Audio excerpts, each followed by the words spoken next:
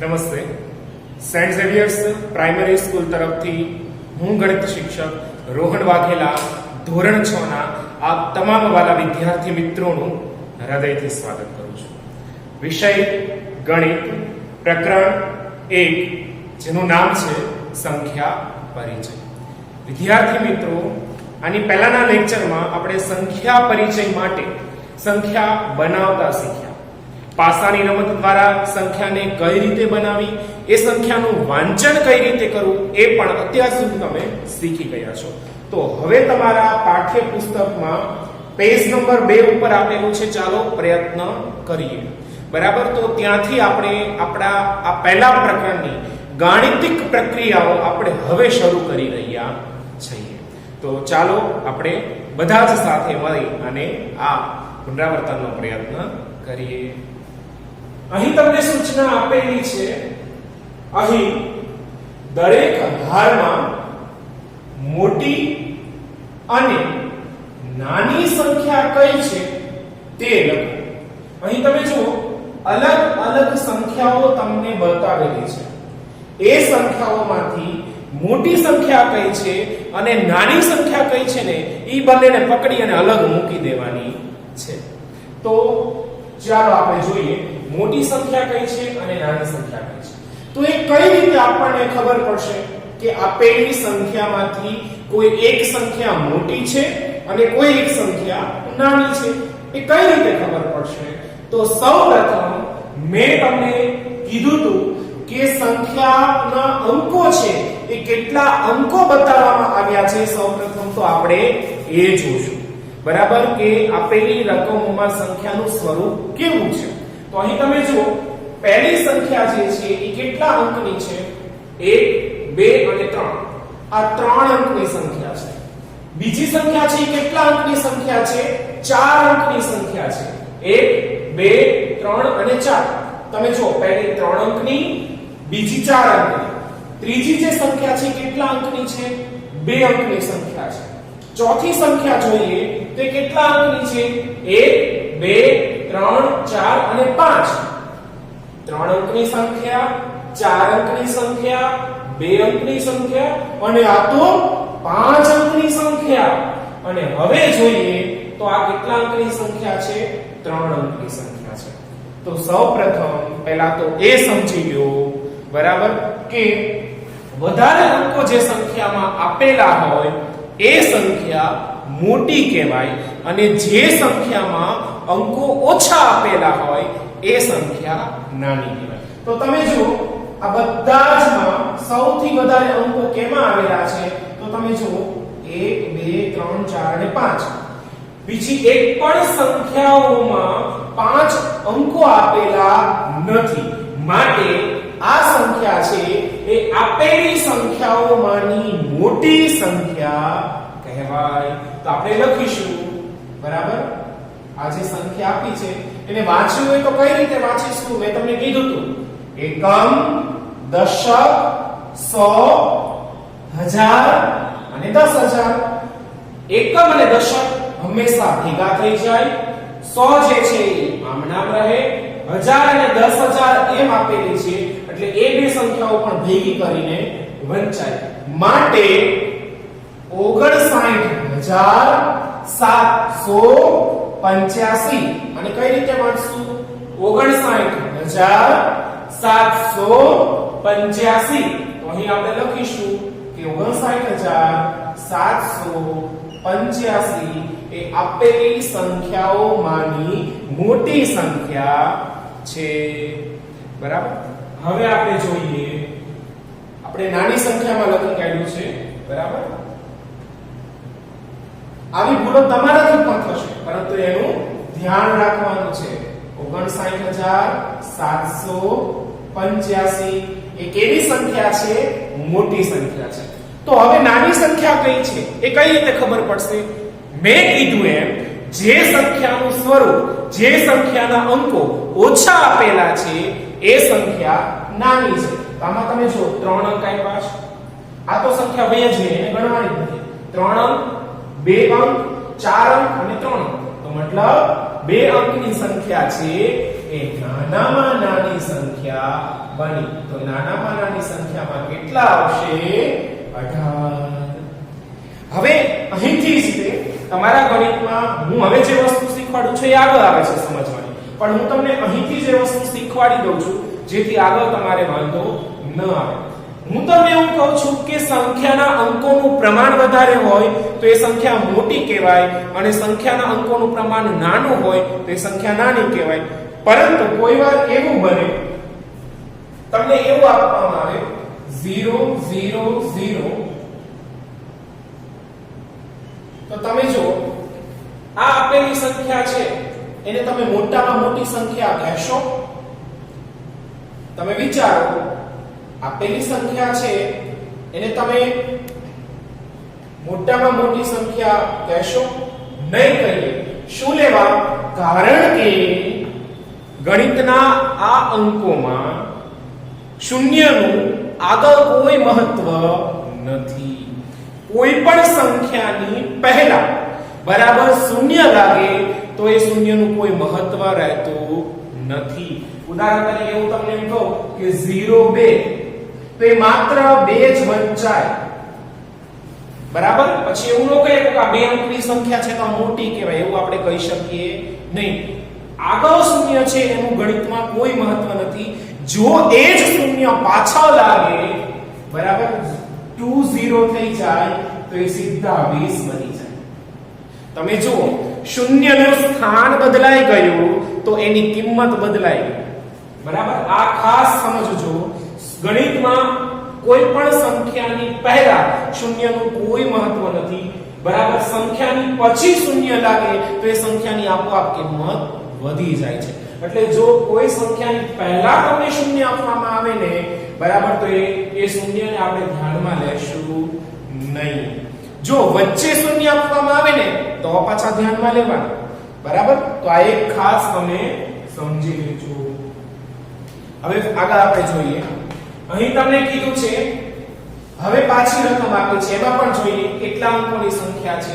1 2 3 4, 1 2 3 4 5. આ 5 અંકની, આ 4 અંકની, આ 3 અંકની, 1 2 3 4 અંકની અને 1 2 3 અંકની છે. તો તમે જુઓ, સૌથી નાની સંખ્યા અને સૌથી મોટી સંખ્યા. મોટી સંખ્યા માટે મેં કીધું એ કઈ સંખ્યામાં અંકોનું પ્રમાણ વધારે છે? આ સંખ્યામાં અંકોનું પ્રમાણ વધારે છે. કેટલા અંકો આપ્યા છે? 1 2 3 4 અને 5. માટે મોટામાં મોટી સંખ્યા કઈ બની? 89423.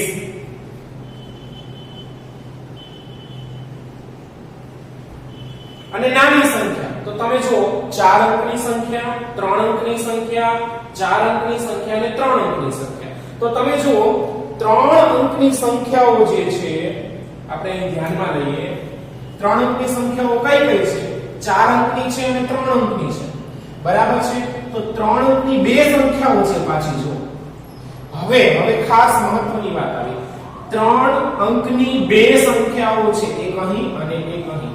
જ્યારે આવું બને કે સંખ્યા આપેલી સંખ્યામાં અંકોનું પ્રમાણ સરખું હોય તો તમે કઈ રીતે સમજશો કે આ સંખ્યા નાની છે કે મોટી? તો ત્યારે આપણે 100 ના સ્થાનમાં પડેલી કિંમત તપાસશું.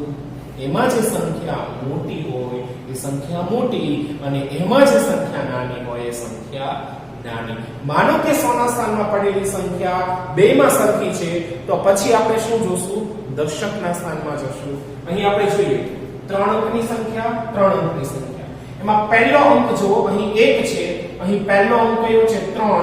મતલબ કે આ સંખ્યા મોટી છે અને એના કરતા આ સંખ્યા નાની છે. માટે નાનામાં નાની સંખ્યા કઈ બની? 100. આ બંને વચ્ચે ટાઈ થઈ ગઈ. બરાબર? તો એમાંથી નાની સંખ્યા કઈ બની? 100. બરાબર? હવે આગળ જોઈએ.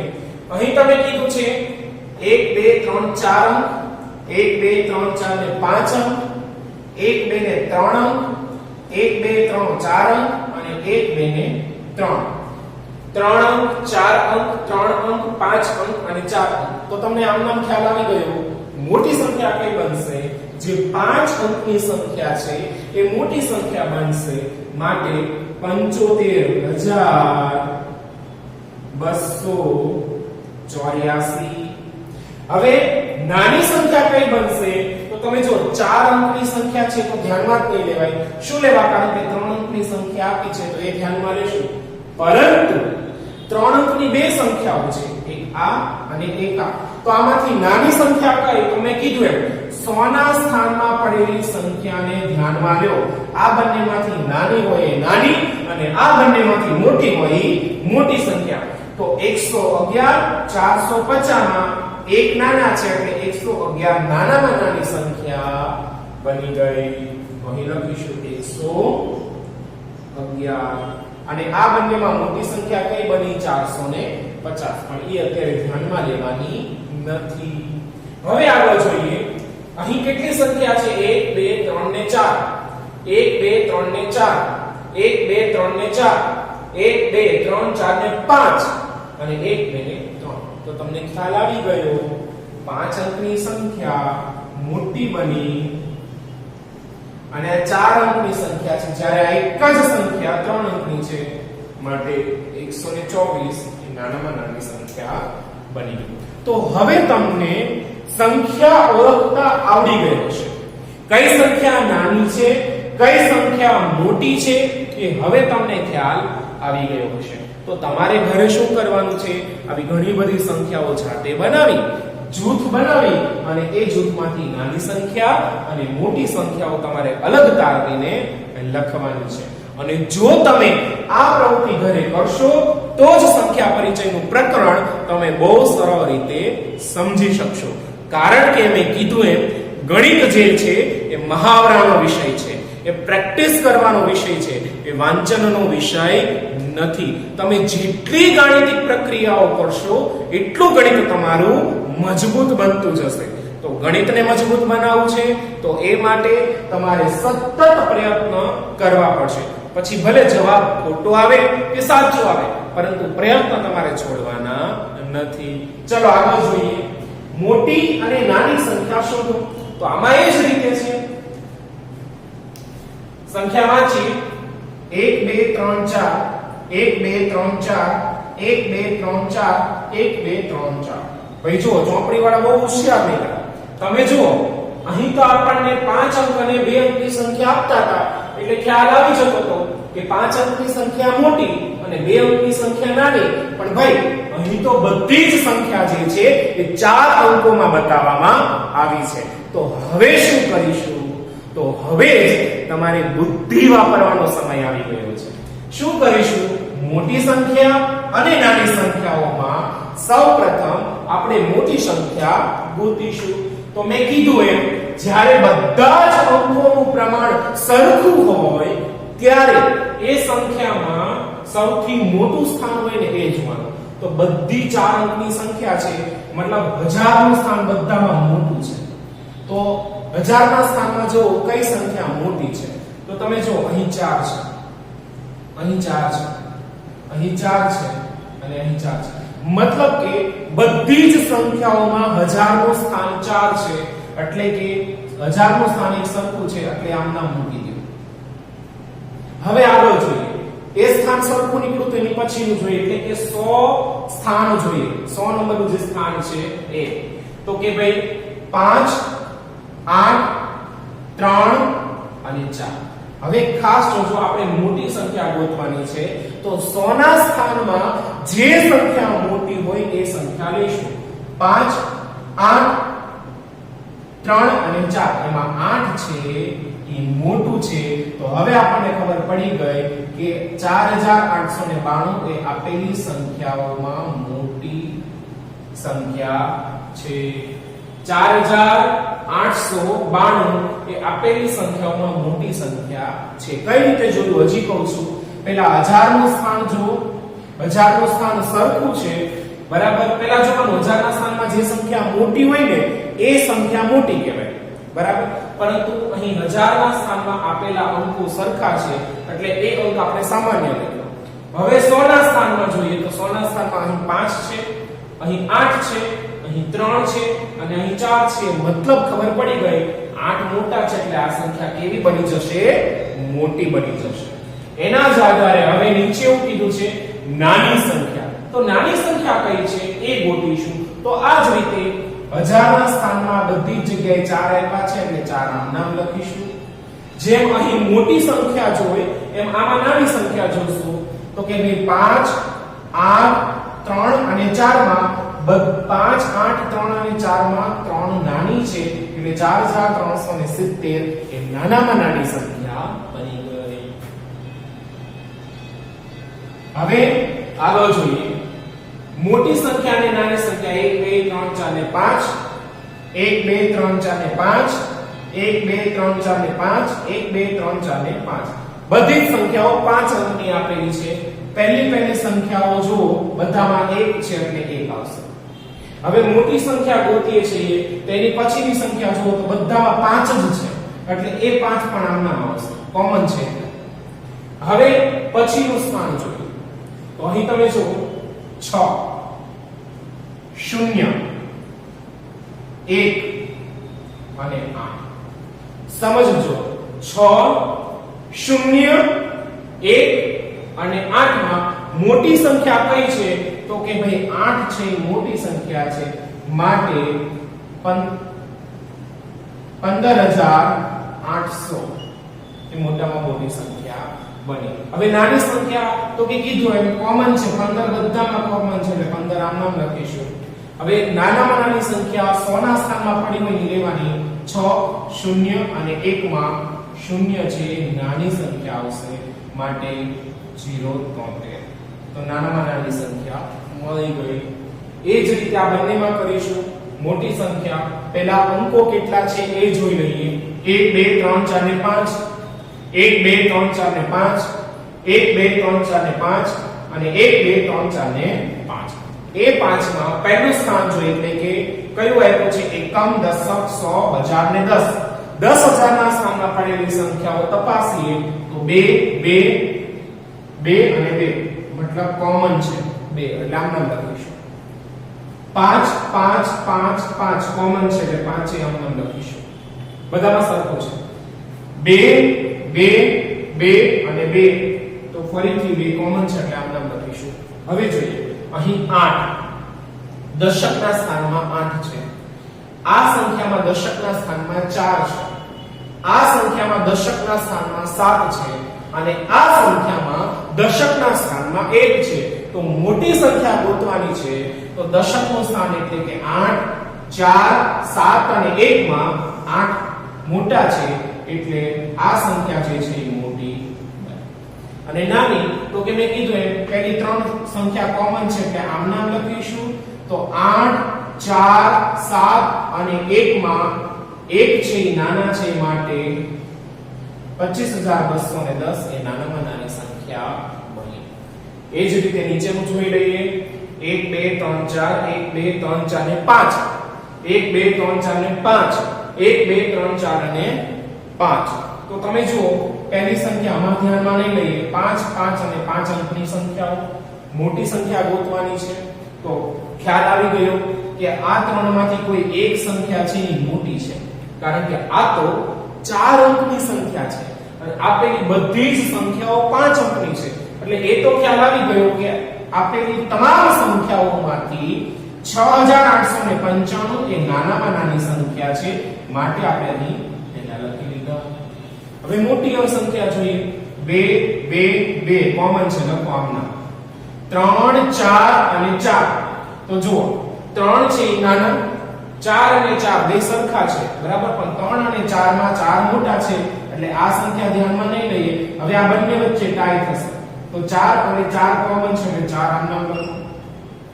હવે જોઈએ 5 અને 6 મોટી સંખ્યા ગોતવાની છે માટે 5 અને 6 માં 6 મોટા છે માટે 24659 એ સંખ્યા કેવી બનશે? મોટી સંખ્યા બનશે. તો તમે જુઓ પહેલા તમને આ રકમ આપવામાં આવીને ત્યારે તમને આ જ દાખલાઓ અઘરા લાગતા હતા. ખરેખર આ દાખલાઓ અઘરા નથી. ગણિત જે છે એ કેવો વિષય છે? થોડું શાંત રહી અને થોડી બુદ્ધિને વાપરો થોડું વિચારો, થોડાક તાર્કિક નિર્ણયો પર આવો તો ગણિત તમારી માટે એકદમ સરળ બની જશે. કારણ ગણિત જે વિષય છે કેવો વિષય છે? ચોકસાઈનો વિષય છે. અને ચોકસાઈ કોની સાથે સંકળાયેલી છે? ધ્યાનની સાથે. તમે એકદમ ધ્યાનથી બધી સંખ્યાઓને જોશો તો તમને આપોઆપ નાની અને મોટી સંખ્યાનો તફાવત તમને ખબર પડી જશે. તો આ જ સંખ્યાનું પુનરાવર્તન તમારે ઘરે કરવાનું છે. આ બધી જ સંખ્યાઓ અહીં મેં લખાવ્યું છે એ હું પીડીએફ મારફતે તમને મોકલીશ. તમારી પાકી નોટમાં લખી લેવાનું છે, બરાબર?